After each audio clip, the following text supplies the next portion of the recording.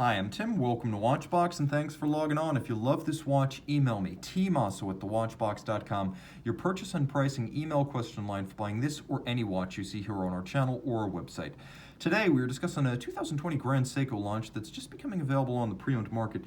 This is the Grand Seiko High-Beat GMT SBGJ239, 44.2 millimeters in hand-finished stainless steel. This is an automatic winding high-beat GMT that is a true sports watch. Automatic, highly water-resistant, and thoroughly loomed. In addition to the 44.2 millimeter diameter, the watch is 14.6 millimeters thick and 50.8 millimeters lug-to-lug, with a 21 millimeter spacing between the lugs. We're going to throw it on my wrist, 16 centimeters in circumference, and get a sense of the fit. I'm pulling it tight so you can see how it would look when sized. I would not recommend this watch for a wrist smaller than 15 centimeters circumference, as it's pretty broad. Though the shape ducks down around the edge of the wrist, you can see I'm pretty much maxed out with my 16 centimeter circumference wrist.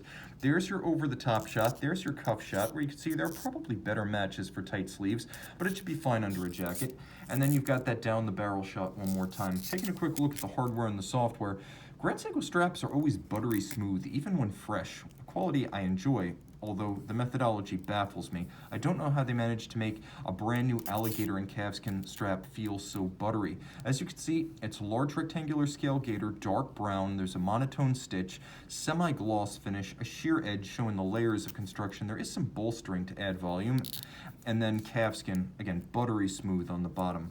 Taking a quick look at the clasp, you'll note it is a stainless steel twin trigger deployant. Everything is in satin finish for a muted appearance, and those twin triggers ensuring this will not accidentally fly open in the course of action. The case, as I mentioned, is hand finished. Artisans at Grand Seiko hold the case to be milled directly against a spinning tin plate. This technique requires about 3 years to master, and it's known as Zaratsu polishing.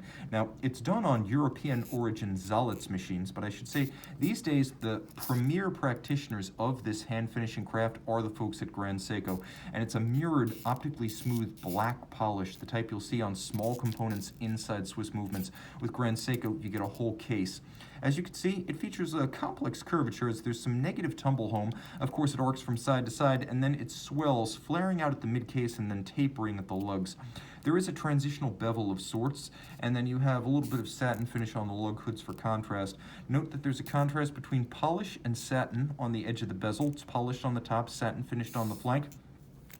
And then, like the Blancpain 50 Fathoms, you have a sapphire cap on the bezel, which makes for a spectacular, lush, deep, and glossy appearance. We'll talk more about that later.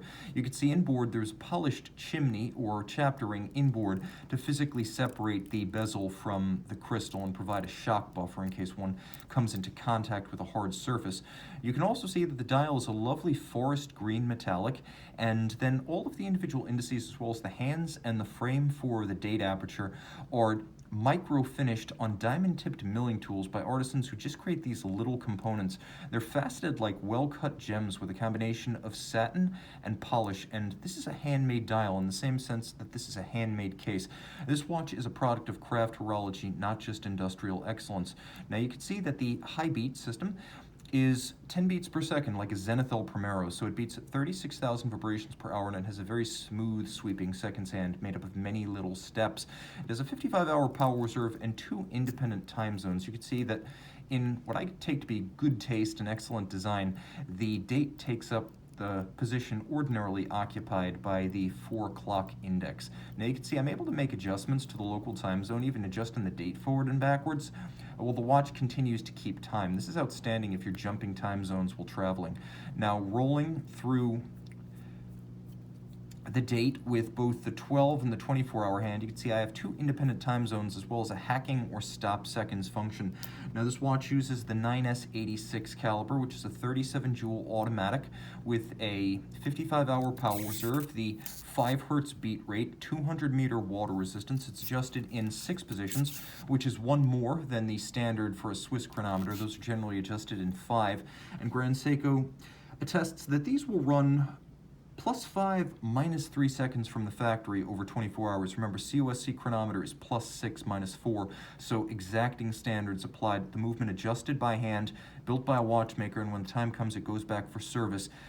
A watchmaker handles it again. This is a watch that is handcrafted inside and out, beautiful and distinctive of its brand. It's a versatile piece built for a big wrist with a bold personality. I happen to love the use of green, a color that I hope we'll be seeing more on modern day watches. This timepiece, now available pre-owned, can be seen on thewatchbox.com and email tmosso at thewatchbox.com for purchase and pricing details. And we're back with the SBGJ239. You can see that the entire bezel is fully loomed, allowing you to temporarily calculate a third time zone if you set the 24-hour hand to GMT.